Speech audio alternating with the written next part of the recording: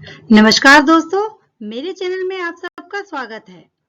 दुर्योधन युद्ध में क्यों हारा या फिर श्री कृष्ण ने दुर्योधन को हार के क्या कारण बताए, चलिए जानते हैं। महाभारत को लेकर कई कथाएं प्रचलित हैं। इनमें से एक दुर्योधन की है, जिसमें दुर्योधन ने श्री कृष्ण को युद्ध से पहले की घटनाओं का वर्णन किया, यह बताते हुए कि वह अंततः क्यों हार गया। कहानी के अनुसार जब भीम ने दुर्योधन को हराया तो वह जमीन पर रखकर अपने 3 अंगुलियों को दिखाकर उससे संवाद करने की कोशिश कर रहा था। भीम ने दुर्योधन की जंघा उतार दी थी। वह खून में लथपथ होकर रणभूमि पर गिरा हुआ था।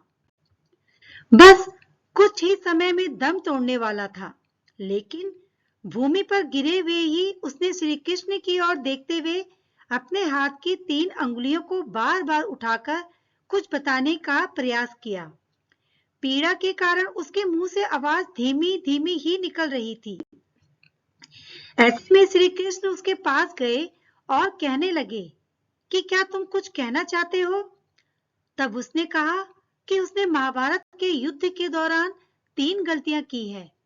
इन्हीं गलतियों के कारण वह युद्ध नहीं जीत सका और उसका यह हाल हुआ है। यदि वह पहले ही इन 3 गलतियों को पहचान लेता तो आज जीत का ताज उसके सिर पर होता। श्री कृष्ण ने सहजता से दुर्योधन से उसकी उन 3 गलतियों के बारे में पूछा तो उसने बताया, पहली गलती यह थी कि उसने स्वयं नारायण के स्थान पर उनकी नारायणी सेना को चुना। यदि नारायण युद्ध में कौरवों के पक्ष में होते तो आज परिणाम कुछ और ही होता। दूसरी गलती उसने यह बताई कि अपनी माता के लाख कहने पर भी वह उनके सामने पेड़ के पत्तों से बना लंगोट पहनकर गया। यदि वह नग्न अवस्था में जाता तो आज उसे कोई भी योद्धा परास्त नहीं कर सकता था। तीसरी और अंतिम गलती उसने की थी, वो थी युद्ध में आखिर में जाने की भूल। यदि वह पहले ही जाता तो कई बातों को समझ सकता था और शायद उसके भाई और मित्रों की जान बच जाती। श्री कृष्ण ने विनम्रता से दुर्योधन की यह सारी बात सुनी। फिर उन्होंने उससे कहा, तुम्हारी हार का मुख्य कारण तुम्हारा अधर्मी व्यवहार और अपनी ही कुल वधू का वस्त्रहरण करवाना था। तुमने स्वयं अपने कर्मों से अपना भाग्य लिखा।